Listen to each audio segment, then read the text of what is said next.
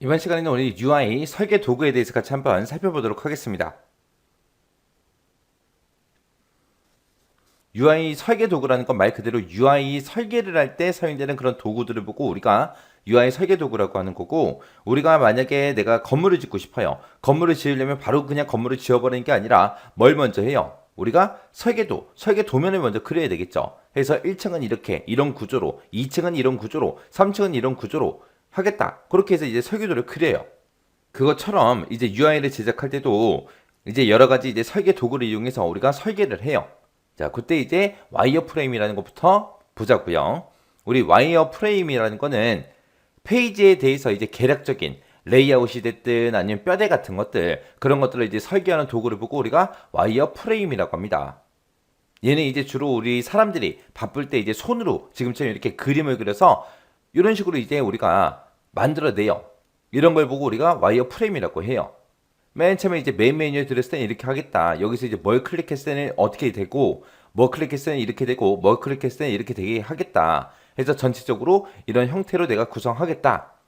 그렇게 해서 페이지에 대해서 이제 개략적인 그런 레이아웃이 됐든 뼈대 같은 것들, 그런 것들을 이제 설계하는 그런 도구를 보고 우리가 와이어 프레임이라고 하는 거고, 얘는 이제 기획 단계에서 초기에 이제 제작을 합니다. 그래서 개발자가 됐든 아니면 디자이너가 됐든 서로 이제 레이아웃을 협의하거나 아니면 현재 진행 상태, 그런 것들을 이제 공유하기 위해서 우리 사용하는 게 와이어 프레임이요. 그래서 얘는 이제 페이지에 영역을 이제 구분한다거나 컨텐츠, 어떤 페이지에 어떤 컨텐츠를 집어넣겠다, 텍스트는 어떻게 배치하겠다, 이런 화면 단위로 이제 주로 설계를 해요. 그때 이제 사용되는 이제 와이어프레임 툴에는 이제 손그림도 있고요, 파워포인트도 있고, 키노트도 있고, 스케치도 있고, 일러스트라는 것도 있고, 포토샵도 있고 있습니다. 이런 걸 가지고 이제 와이어프레임을 우리가 작성을 하는 거예요. 이번 시간에 우리 UI 설계 도구 와이어프레임 문제를 같이 한번 풀어보도록 하겠습니다. UI 설계 도구 중에서 다음은 이제 무엇에 대한 설명인지 써라. 그렇게 이제 나왔습니다. 기획 단계 초기에서 제작하는 거래요. 페이지에 대해서 계략적인 그런 레이아웃이나 아니면 UI 요소에 대한 그런 뼈대를 이제 설계하는 그런 단계래요. 각 페이지에 이제 영역 구분해 주고요. 그리고 컨텐츠가 됐든 텍스트 배치는 어떻게 할지 그렇게 이제 화면 단위로 이제 설계를 한대요. 이런 걸 보고 우리가 와이어 프레임이라고 하는 거죠.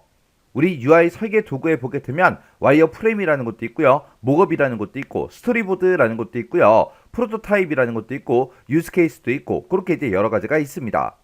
그 중에 이제 와이어 프레임에 대해서 이제 문제가 나온 거고요. 이 와이어 프레임 툴에 보게 되면 이제 여러 가지가 있어요. 우리 손그림이라는 것도 있고요. 우리 파워포인트도 있고 키노트라는 것도 있고요. 스케치라는 것도 있고 일러스트, 포토샵 그런 것들이 전부 다 이제 와이어 프레임의 툴이 되는 거예요. 그래서 와이어 프레임 툴을 가지고 우리가 이제 개발자가 됐든 디자이너가 됐든 이런 사람들이 레이아웃을 이제 서로 협의를 하거나 아니면 현재 진행 상태 그런 것들을 이제 공유하기 위해서 사용하는 게 우리 와이어 프레임이요.